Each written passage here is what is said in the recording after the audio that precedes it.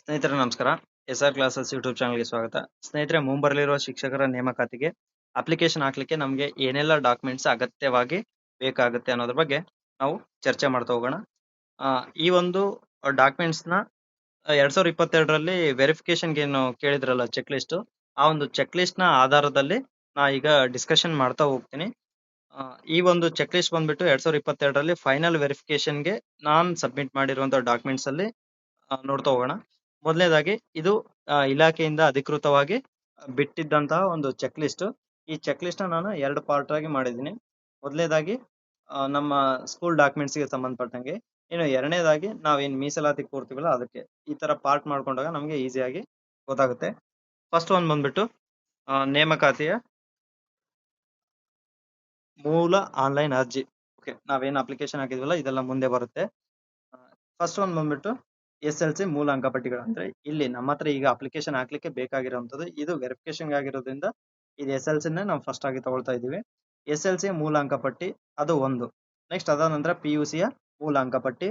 Next ಪದವೀಧರ ಮೂಲ ಅಂಕಪಟ್ಟಿಗಳು BA BCom BSc. Next ಇಲ್ಲಿ ಒಂದ್ ವೇಳೆ ಯಾವ್ದೋ ಕಾರಣದಿಂದ ಆಬ್ಸೆಂಟ್ ಅಥವಾ ಬೇರೆ ಬೇರೆ ವಿಷಯಗಳಿಂದ ಒಂದ್ ವೇಳೆ ಬ್ಯಾಕ್ ಆಗಿತ್ತು ಅಂತಂದ್ರೆ ಅಲ್ಲಿ ನೀವು ಎಕ್ಸ್ಟ್ರಾ ಏನಿರುತ್ತಲ್ಲ ಅದನ್ನ ಕೊಡ್ಬೇಕಾಗುತ್ತೆ. ಕಂಪಲ್ಸರಿ ಎಷ್ಟಿದಾವೋ ಅಷ್ಟು ಕೊಡ್ಲೇಬೇಕಾಗುತ್ತೆ. ಸೊ ನಾನು ಆಬ್ಸೆಂಟ್ ಆಗಿದೆ, ಆ ಹೆಲ್ತ್ ಇಶ್ಯೂ ಇಂದ ಆಬ್ಸೆಂಟ್ ಆಗಿದೆ. ಸೊ ಹಂಗಾಗಿ ಅದನ್ನು ಎಕ್ಸ್ಟ್ರಾ ಒಂದು ಕೊಟ್ಟಿದ್ದೆ ನಾನು. ನೆಕ್ಸ್ಟ್ ಅದಾದ ನಂತರ ಪದವೀಧರ ಮೂಲ ಪಾಸಿಂಗ್ ಸರ್ಟಿಫಿಕೇಟ್ ಇರುತ್ತಲ್ಲ, ಆ ಪಾಸಿಂಗ್ ಸರ್ಟಿಫಿಕೇಟ್ ನ ಕೊಡ್ಬೇಕು. ನೆಕ್ಸ್ಟ್ ಕಾನ್ವಕೇಶನ್ ಪ್ರಮಾಣ ಪತ್ರ. ಈ ಕಾನ್ವಕೇಶನ್ ಕಂಪಲ್ಸರಿನಾ ಅಂತೇಳಿ ನೀವು ಕೇಳ್ತಾ ಇದ್ದೀರಿ. ಆ ಕಾನ್ವಕೇಶನ್ ಕಂಪಲ್ಸರಿ ಅನ್ನೋದಕ್ಕಿಂತ ಒಂದ್ ವೇಳೆ ಕಾನ್ವಕೇಶನ್ ಇದ್ದಿಲ್ಲ ಅಂತಂದ್ರೆ ನಮ್ಮ ಬ್ಯಾಚ್ಗೆ ಮುಚ್ಚಳಿಕೆ ಬರ್ಸ್ಕೊಂಡಿದ್ರು. ಅಂದ್ರೆ ಯಾವ ದಿನಾಂಕದೊಳಗೆ ನಾವು ಕೊಡ್ತೀವಿ ಕಾನ್ವಕೇಶನ್ ಅಂತೇಳಿ ಒಂದು ಮುಚ್ಚಳಿಕೆ ಬರ್ಸ್ಕೊಂಡು ನಮ್ಗೆಲ್ಲ ವೆರಿಫಿಕೇಶನ್ ಮಾಡಿದ್ರು. ಸೊ ಅಲ್ಲಿ ನಮ್ಗೇನ್ ತೊಂದರೆ ಆಗಿರ್ಲಿಲ್ಲ. ಬಟ್ ಸೇಫ್ ಸೈಡ್ ಏನಪ್ಪಾ ಅಂತಂದ್ರೆ ನೀವು ಆದಷ್ಟು ಬೇಗ ಕಲೆಕ್ಟ್ ಮಾಡ್ಕೊಳ್ಳೋದು ಬಹಳ ಒಳ್ಳೆಯದು. ಯಾಕಂದ್ರೆ ಆಮೇಲೆ ನೀವು ಓದೋ ಟೈಮಲ್ಲಿ ಗೊಂದಲಗಳಿರಲ್ಲ. ಅಪ್ಲಿಕೇಶನ್ ಹಾಕಿದ್ಮೇಲೆ ಸಾವಿರಾರು ಜನ ಸಾವಿರಾರು ತರ ಹೇಳಿದಾಗ ನಿಮ್ಮ ಒಂದು ಮೈಂಡ್ ಸಾವಿರ ತರ ಯೋಚನೆ ಮಾಡ್ಲಿಕ್ಕೆ ಸಾಧ್ಯ ಇಲ್ಲ. ಸೊ ಹಾಗಾಗಿ ಸಾಕಷ್ಟು ರೂಮರ್ಸ್ ಅಪ್ಲಿಕೇಶನ್ ಆರಂಭ ಆದ್ಮೇಲೆ ಬಹಳ ಭಯಂಕರ ಆಲೋಚನೆಗಳು ಬರ್ತಾ ಹೋಗ್ತವೆ ಅಲ್ಲಿ ಎಲ್ರುಗಳೇ. ಅಂದ್ರೆ ಎಲ್ರಲ್ಲೂ ಕೂಡ ಹೊಸ ಹೊಸ ಸೃಷ್ಟಿ ಆಗ್ತಾ ಹೋಗ್ತವೆ. ಸೊ ಅವೆಲ್ಲ ತಲೆ ಕೆಡ್ಸ್ಕೋಬಾರ್ದು ಅಂತಂದ್ರೆ ನೀವೇನ್ ಮಾಡೋದು ಬೆಟರ್ ಅಂತಂದ್ರೆ ಆದಷ್ಟು ಬೇಗ ಕಾನ್ವಕೇಶನ್ ತಗೊಂಡ್ರೆ ಬೆಟರ್. ಒಂದ್ ವೇಳೆ ಆಗಿಲ್ಲ ಅಂದ್ರೂ ಕೂಡ ಮುಚ್ಚಳಿಕೆ ಬರ್ಕೊಂಡು ಕೊಡ್ತಾ ಇದ್ರು. ಬಟ್ ತಗೊಂಡ್ರೆ ಬೆಟರ್ ಅಂತ ಹೇಳಿ ನಾ ಹೇಳ್ತೀನಿ. ನೆಕ್ಸ್ಟ್ ಡಿ.ಎಡ್ ಮೂಲ ಅಂಕಪಟ್ಟಿ. ನೆಕ್ಸ್ಟ್ ಡಿ.ಎಡ್ ಮೂಲ ಪಾಸಿಂಗ್ ಸರ್ಟಿಫಿಕೇಟ್. ನೆಕ್ಸ್ಟ್ B.Ed ಮೂಲ ಅಂಕಪಟ್ಟಿ.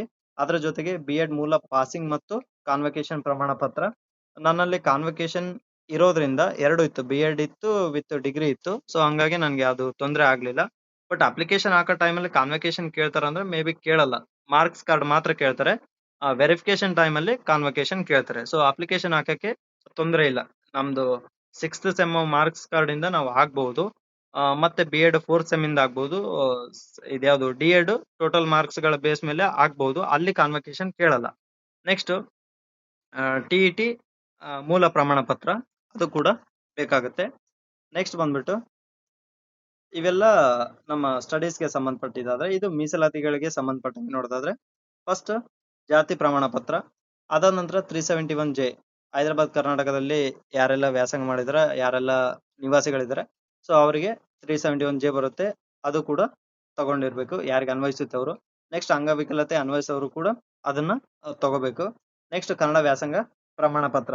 ಈ ಕನ್ನಡ ವ್ಯಾಸಂಗ ಪ್ರಮಾಣ ಪತ್ರ ಕೂಡ ಯಾರೆಲ್ಲ 1ರಿಂದ 10ನೇ ತರಗತಿವರೆಗೂ ಕನ್ನಡ ಮಾಧ್ಯಮದಲ್ಲಿ ಓದಿದ್ರೆ ಅವ್ರಿಗೆ. ಇಲ್ಲಿ 1+1 ಅಂತ ಯಾಕೆ ಹಾಕಿದ್ದೇನೆ ಅಂದ್ರೆ ಒಂದು 1 to 7th ಒಂದ್ ಕಡೆ, ನೆಕ್ಸ್ಟ್ ಹೈಸ್ಕೂಲ್ ಒಂದ್ ಕಡೆ ಆಗಿರೋದ್ರಿಂದ 1+1 ಅಂತ ಹಾಕಿದೀವಿ. ಇನ್ನು ಗ್ರಾಮೀಣ ಮಾಧ್ಯಮ ನನ್ಗೆ ಅನ್ವಯಿಸಿಲ್ಲ, ಹಾಕಿಲ್ಲ. ನೆಕ್ಸ್ಟ್ ಯೋಜನಾ ನಿರಾಶ್ರಿತರ ಪ್ರಮಾಣ ಪತ್ರ, ಅದು ನನ್ಗೆ ಅನ್ವಯಿಸಿಲ್ಲ, ಸೊ ಅದನ್ನ ಗ್ಯಾಪ್ ಬಿಟ್ಟಿದ್ದೀನಿ. ನೆಕ್ಸ್ಟ್ ನಾನ್ ಕ್ರಿಮಿನಲ್ ಪ್ರಮಾಣ ಪತ್ರ, ಅದು ಇನ್ಕಮ್ ಸರ್ಟಿಫಿಕೇಟ್. ಸೊ ಅದನ್ನ ನಾನು ಇಲ್ಲಿ ಕೆಳಗಡೆ ತೋರಿಸಿದ್ದೆ. ನೆಕ್ಸ್ಟ್ ನಿರಪೇಕ್ಷಣಾ ಪ್ರಮಾಣ ಪತ್ರ ನೇಮಕಾತಿ ಪ್ರಾಧಿಕಾರಗಳಿಂದ. ಅಂದ್ರೆ ಇದಕ್ಕೂ ಮುಂಚೆ ಏನಾದ್ರೂ ಬೇರೆ ಜಾಬ್ಗಳಲ್ಲಿ ಅಪಾಯಿಂಟ್ ಆಗಿ ವರ್ಕ್ ಮಾಡ್ತಾ ಇದ್ರೆ ಅಥವಾ ನಮ್ದೇ ಇಲಾಖೆಯಲ್ಲಿ ವರ್ಕ್ ಮಾಡ್ತಾ ಇದ್ರು ಕೂಡ ನಿರಪೇಕ್ಷಣಾ ಪ್ರಮಾಣ ಪತ್ರ ತಗೊಳ್ಬೇಕು ಅಂತಂದು ಹೇಳಿದ್ರು.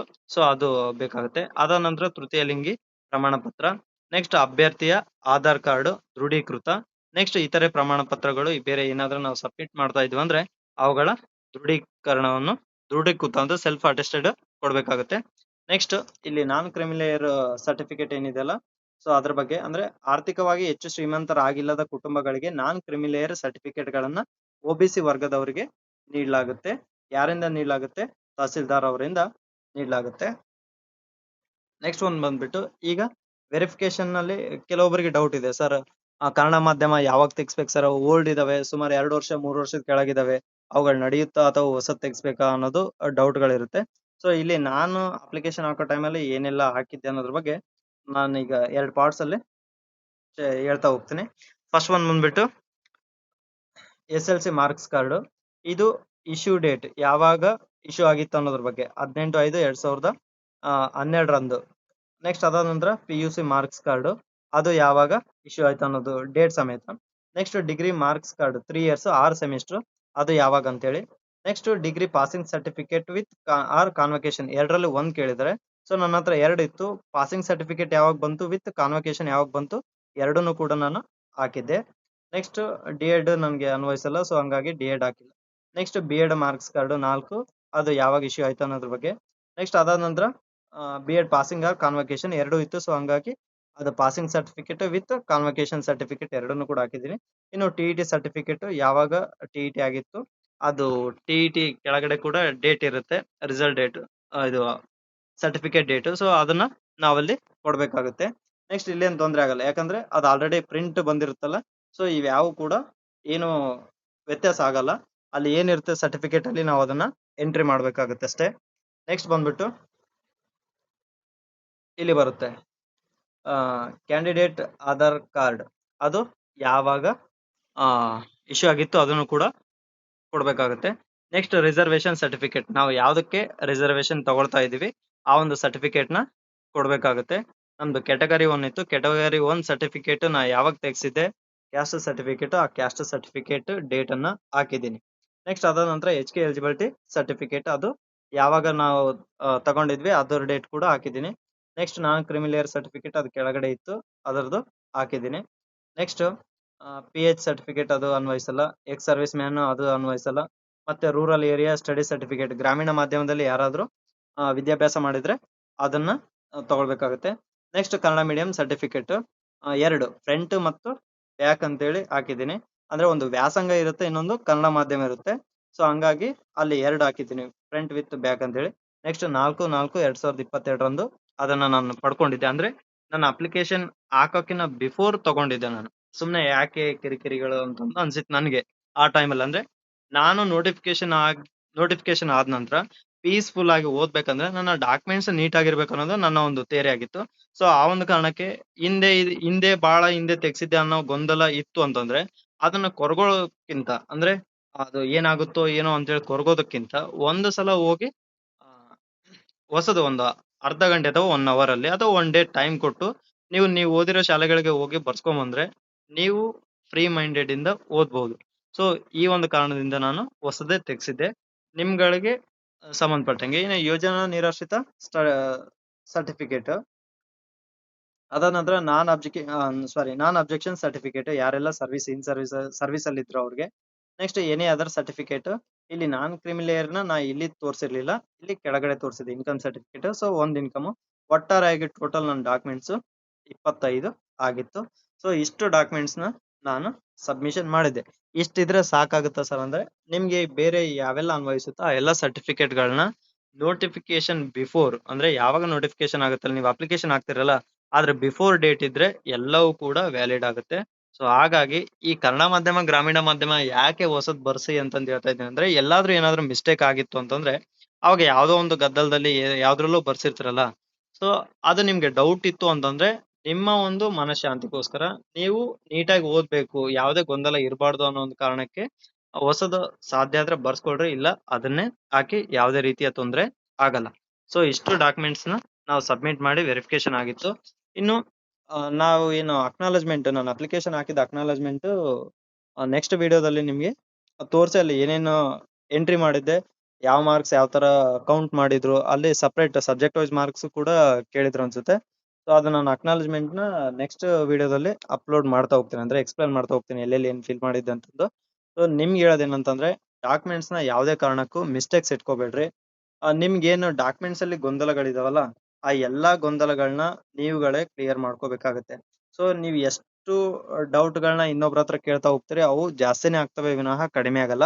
ಸೊ ಹಾಗಾಗಿ ನಿಮ್ಗೆ ಹೇಳ್ತಾ ಇರೋದೇನಂತಂದ್ರೆ ಕ್ಲಿಯರ್ ಆಗಿ ಇಟ್ಕೊಂಡ್ಬಿಟ್ರೆ ಫಸ್ಟ್ ಒಂದ್ ಕಡೆ ಇವಾಗೇನು ಚೆಕ್ ಲಿಸ್ಟ್ ಕೊಟ್ಟಿವಲ್ಲ ಚೆಕ್ ಲಿಸ್ಟ್ ಪ್ರಕಾರ ನಿಮ್ಗೆ ಯಾವ ಅನ್ವಯಿಸುತ್ತೆ ಅವುಗಳನ್ನ ಒಂದ್ ಕಡೆ ನೀಟಾಗಿ ಜೋಡಿಸ್ಕೊಂಡ್ರೆ ಡೆಫಿನೆಟ್ಲಿ ನೀವು ಅರ್ಧ ಯುದ್ಧ ಗೆದ್ದಂಗೆ ಆಗುತ್ತೆ.